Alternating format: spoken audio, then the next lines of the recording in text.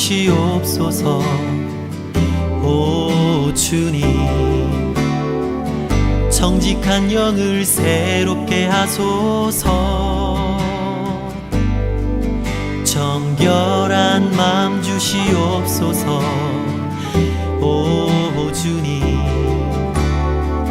정직한 영을 새롭게 하소서. 나를 주님 앞에서 멀리 하지 마시고 주의 성령을 거두지 마옵소서.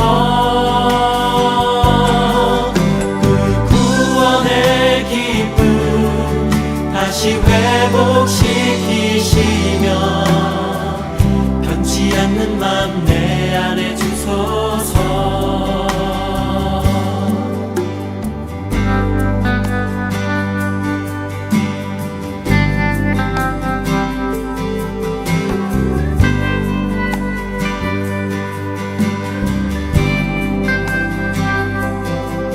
정결한 맘 주시옵소서. 오 주님, 정직한 영을 새롭게 하소서. 정결한 맘 주시옵소서. 오 주님, 정직한 영을 새롭게 하소서. 나를 주님 앞에서 멀리 하지 마시고 주의 성령을 거두지 마옵소서. 그 구원의 기쁨 다시 회복시키시며 변치 않는 맘 내 안에 주소서. 나를 주님 앞에서 멀리 하지 마시고 주의 성령을 거두지 마옵소서. 그 구원의 기쁨 다시 회복시키시며 변치 않는 맘 내 안에 주소서.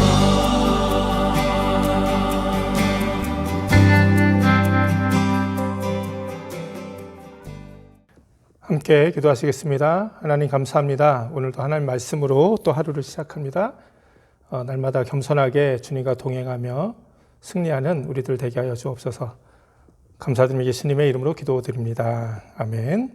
오늘 함께 나눌 하나님의 말씀은 사무엘하 12장 1절에서 15절입니다.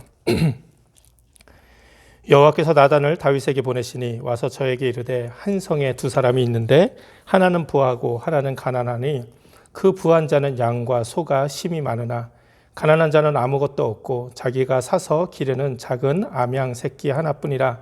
그 암양 새끼는 저와 저의 자식과 함께 있어 자라며 저의 먹는 것을 먹으며 저의 잔에서 마시며 저의 품에 누움으로 저에게는 딸처럼 되었거늘 어떤 행인이 그 부자에게 오매 부자가 자기의 양과 소를 아껴 자기에게 온 행인을 위하여 잡지 아니하고 가난한 사람의 양 새끼를 빼앗아다가 자기에게 온 사람을 위하여 잡았나이다. 다윗이 그 사람을 크게 노하여 나단에게 이르되 여호와의 사심을 가리켜 맹세하노니 이 일을 행한 사람은 마땅히 죽을 자라. 저가 불쌍히 여기지 않고 이 일을 행하였으니 그 양 새끼를 4배나 갚아 주어야 하리라. 나단이 다윗에게 이르되 당신이 그 사람이라. 이스라엘의 하나님 여호와께서 이처럼 이르시기를 내가 너로 이스라엘 왕을 삼기 위하여 내게 기름을 붓고 너를 사울의 손에서 구원하고 내 주인의 집을 내게 주고 내 주인의 처들을 내 품에 두고 이스라엘과 유다 족속을 내게 맡겼느니라. 만일 그것이 부족하였을 것 같으면 내가 내게 이것저것을 더 주었으리라. 그러한데 어찌하여 내가 여호와의 말씀을 업신여기고 나보기에 악을 행하였느뇨. 내가 칼로 햇사람 우리아를 죽이되 암몬 자손의 칼로 죽이고 그 철을 빼앗아 내 철을 삼았도다. 이제 내가 나를 업신여기고 햇사람 우리아의 철을 빼앗아 내 철을 삼았은즉 칼이 내 집에 영영이 떠나지 아니하리라 하셨고, 여호와께서 또 이처럼 이르시기를 내가 내 집에 재화를 일으키고 내가 내 처들을 가져 내 눈앞에서 다른 사람에게 주리니 그 사람이 내 처들로 더불어 백주에 동침하리라. 너는 은밀히 행하였으나 나는 이스라엘 무리 앞 백주에 이 일을 행하리라 하셨나이다. 다윗이 나단에게 이르되 내가 여호와께 죄를 범하였노라 하며 나단이 다윗에게 대답하되 여호와께서도 당신의 죄를 사하셨나니 당신이 죽지 아니하려니와 이 일로 인하여 여호와의 원수로 크게 회방할 거리를 얻게 하였으니 당신의 낳은 아이가 정령 죽으리이다 하고 나단이 자기 집으로 돌아가니라. 아멘. 오늘도 하나님 말씀으로 또 하루를 시작하시는 여러분에게 하나님의 은혜가 함께 하시기를 바랍니다. 오늘 본문은 나단 선지자가 다윗을 찾아와서 우리아를 죽이고 또 그의 처 밧세바를 빼앗아 자신의 아내로 삼은 이 다윗의 범죄를 책망하는 말씀입니다. 다윗은 이스라엘의 왕이었고 최고의 권력자였죠. 그 누구도 다윗 앞에 와서 이 왕의 범죄를, 다윗의 범죄를 감히 지적할 수 있는 사람은 없었습니다. 그러나 하나님의 선지자였던 나단만은 달랐습니다.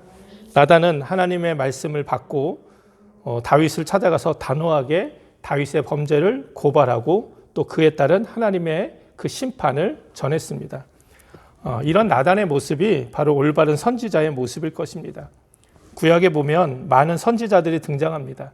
그들 중에는 참된 선지자들도 있었고 거짓된 선지자들도 많았습니다. 그런데 참된 선지자와 거짓된 선지자에는 분명히 차이가 있었습니다. 참된 선지자는 말 그대로 하나님의 말씀을 온전히 전하는 사람이었어요. 그래서 그 말씀이 그 사람을 향한 그 사람의 죄악을 고발하는 말씀이든 하나님의 심판을 전하는 말씀이든 또 그 사람을 저주하는 말씀이든지 간에 상관하지 않고 하나님께서 하신 그 말씀을 정말 하나도 가감하지 않고 그대로 그 사람에게 전했던 것이죠. 사람들에게 그 대상이 왕과 같은 아주 최고 권력자라도 상관하지 않았습니다. 그래서 성경에 보면 때로 에레미야 같은 선지자는 이 하나님의 말씀을 진실된 말씀을 전한 이유 때문에 핍박을 당하기도 하고 감옥에 갇히기도 했던 것이죠. 많은 사람들에게 손가락질을 받기도 하고 참 인기가 없었던 것이 특징입니다. 그러나 이런 참된 선지자가 있었기에 이스라엘은 수많은 죄악 가운데서도 하나님 앞에서 회개할 수 있는 기회를 갖게 되었고 또 하나님의 용서와 긍휼의 은혜를 입게 된 것이죠. 그러나 거짓 선지자는 인기는 있었어요. 사람들에게. 왜 인기가 있었을까요? 사람들이 듣고 싶은 말, 듣기 좋은 말만 했기 때문입니다. 하나님 앞에서 범죄함으로 하나님의 심판이 코앞에 임박했음에도 이들은 회개보다는 번영을, 심판보다는 축복만을 외쳤던 것이죠. 당연히 사람들은 자신들을 인정해주고 축복해주고 칭찬하는 이런 거짓 선지자를 더 위하고 믿고 따르게 되었던 것이죠. 그러다 결국 이스라엘은 회개의 기회도 갖지 못한 채 하나님의 심판을 받는 안타까운 일들이 참 이스라엘 역사 가운데 많았던 것을 보게 됩니다. 다윗의 삶이 복된 이유가 참 많이 있지만 빼놓을 수 없는 것은 이 다윗의 주변에는 사무엘과 같은 나단과 같은 정말 참된 선지자들이 있었다는 겁니다. 눈치 보지 않고 사람 눈치 보지 않고 온전히 하나님 말씀을 진실되게 전하는 이렇게 용기 있고 참된 선지자가 곁에 있다는 것 너무나도 복된 일인 줄 믿습니다. 그리고 다윗은 스스로 이 복을 자기가 누렸는데 그건 다른 것이 아니죠. 이 사무엘이나 나단과 같은 이런 귀한 선지자들의 말씀을 귀하게 여기고 겸손하게 그 말씀을 하나님의 말씀으로 듣고 인정하고 순종하는 그런 삶을 살았다는 거예요. 이런 다윗의 모습이 바로 평생을 하나님 앞에서 하나님 마음에 합하게 살아갈 수 있었던 비결인 것이죠.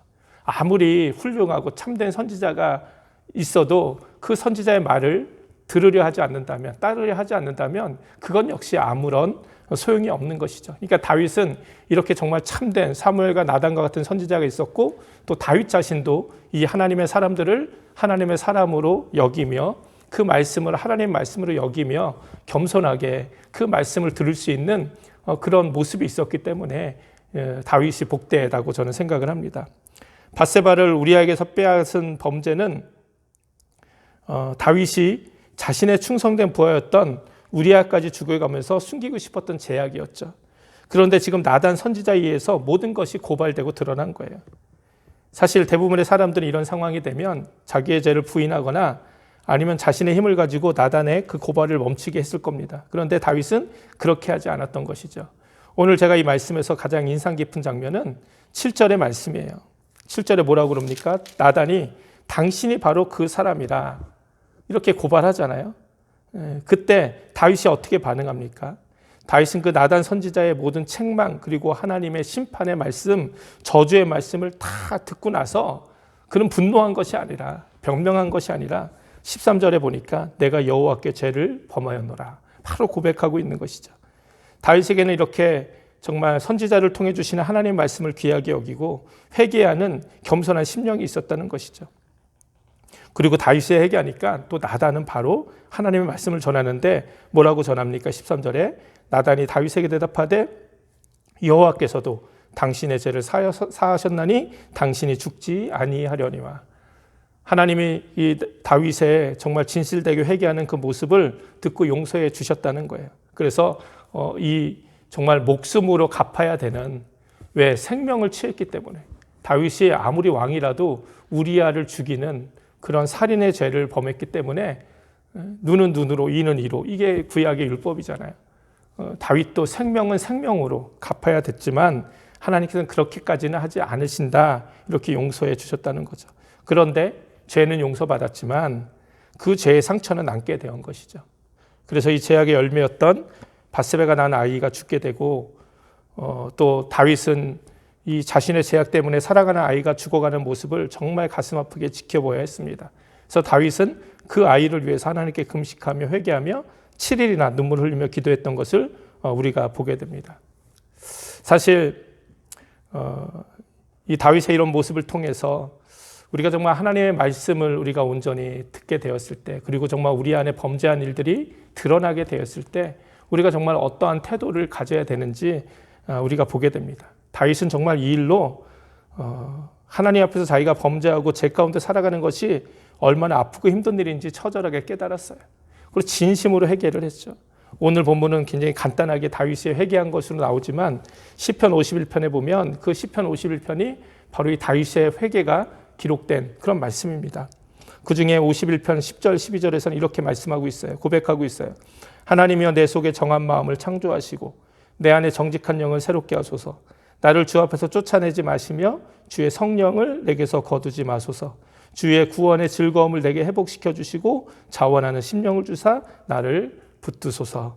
우리가 말씀 듣기 전에 함께 나눴던 찬양 정결한 마음 주시옵소서. 이 고백이 바로 다윗이 이 밧세바를 범하고 하나님 앞에서 했던 회개의 내용입니다. 정말 다윗은 하나님과 정말 친밀한 관계를 누리던 사람이었지만 자신의 그 죄악 때문에 결국은 하나님과의 그 교제의 즐거움, 구원의 모든 즐거움이 다 사라져버린 거예요. 그게 얼마나 그 시간이 고통스러웠겠습니까? 그 회개를 통해 정말 참된 기쁨과 자신의 소망이 어디 있는지 깨닫게 된 것이죠. 오늘 다윗의 모습을 통해서 또다시 오늘 우리의 모습을 돌아보게 됩니다. 우리들 역시 하나님 말씀 가운데 내가 듣기 좋고 원하는 말씀만 듣기 원하면 결코 안 될 겁니다. 때로 다윗처럼 우리의 심령을 찔리게 하는 진실된 하나님 말씀을 귀하게 여기는 마음이 있어야 돼요. 제가 이제 매주일 또 새벽마다 함께 말씀을 나누지만 목회자들은 결코 설교를 준비할 때 누구 들으라고 이렇게 누군가를 탁 지목을 해서 설교하지는 않습니다. 이 설교 말씀을 탁 하면서 이거는 누가 들어야 되는데 이런 생각하고 설교를 준비하지 않습니다. 그저 하나님 말씀에 따라서 이 말씀을 통해서 우리에게 주시는 하나님의 그 은혜가 무엇인지 또 우리가 새롭게 해야 될 것이 무엇인지를 그냥 전할 뿐이에요. 근데 때로는 그 말씀이 어떤 분에게는 이게 마음에 찔림이 돼서 오기도 하고 저게 지금 저 목사가 지금 나한테 하는 설교구나 이런 거를 느끼실 때가 있는 것 같아요. 그러면 정말 그게 하나님의 은혜 아닙니까? 그 말씀이 나에게 주시는 말씀이라 여겨지면 그게 너무나도 귀한 일인 거죠. 그러니까 그것을 좀 귀하게 여기고 이게 이 목사의 입을 통해서 설교를 통해서 하나님이 나에게 말씀하시는구나 이렇게 깨닫게 되면 그게 너무나도 큰 은혜가 되는 거예요. 그러면 다윗처럼 겸손하게 회개할 것이 있으면 회개하고 또 내가 위로받을 것이 있으면 위로받고 또 내가 결단할 게 있으면 결단하면 되는 것이죠. 근데 때로 어떤 분은 목사가 자기에게 설교했다고 막 화를 내시는 분이 있어요. 공개적으로 자기 망신 줬다고 아무도 그렇게 생각하지 않는데, 물론 이제 우리 교회는 그런 분이 없으시니까 또 제가 이렇게 편하게 말씀드릴 수 있는 것이죠. 근데 그런 모습 가지고는 우리가 온전하게 하나님 앞에서 신앙생활을 할 수 없는 것이죠. 그러니까 다윗처럼 먼저 하나님 말씀에 대한 이렇게 귀하게 대하는 그 모습이 우리 안에 있어야 될 줄 믿습니다. 그리고 정말 그 말씀을 통해서 다윗처럼 회개할 것이 탁 드러나면 정말 바로 그 자리에서 무릎 꿇고 정말 하나님 앞에 간절하게 회개하는, 그래서 다시 하나님과의 교제, 구원의 즐거움이 회복되기를 간절히 기도하는 그 회개가 우리 안에 있어야 될 줄 믿습니다. 그렇게 될 때 우리의 삶이 새로워질 수 있는 것이죠. 오늘 다윗이 나단의 책망에 겸손하게 자신의 죄를 인정하고 회개할 때, 또 하나님이 다시 다윗에게 용서의 은혜와 회복의 은혜를 주신 것을 기억하면서 오늘 우리들의 모습 속에서도 진정한 말씀과 또 회개의 회복이 일어나는 귀한 날 되시기를 주님의 이름으로 축원을 드립니다. 함께 기도하시겠습니다. 하나님 감사합니다. 오늘 말씀을 통해서 다시 한번 날마다 우리를 위해 주시는 하나님의 귀한 말씀을 귀하게 여기고 그 말씀을 듣고 회개하고 또 결단하고 위로받고 새롭게 되어지는 귀한 은혜들이 우리들 안에 있게 하여 주시옵소서. 감사드리며 예수님의 이름으로 기도드립니다. 아멘. 우리 주기도문 하시겠습니다. 하늘에 계신 우리 아버지여, 이름이 거룩히 여김을 받으시오며 나라의 임하옵시며 뜻이 하늘에서 이룬 것 같이 땅에서도 이루어지이다. 오늘날 우리에게 일용할 양식을 주옵시고 우리가 우리에게 죄진 자를 사하여 준 것 같이 우리 죄를 사하여 주옵시고 우리를 시험에 들지 말게 하옵시며 다만 악에서 구하옵소서. 나라와 권세와 영광이 아버지께 영원히 있사옵나이다. 아멘. 오늘도 말씀 기억하면서 함께 기도하시고 또 나라 민족과 교회 가정 위해서 또 우리 살아가는 미국 땅, 특별히 빨리 온 세계적으로 또 코로나 바이러스 때문에 정말 많은 사람들이 고통받고 있는데 정말 빨리 이 문제들이 해결될 수 있도록 계속해서 함께 기도하면 좋겠습니다. 다 함께 기도하시겠습니다.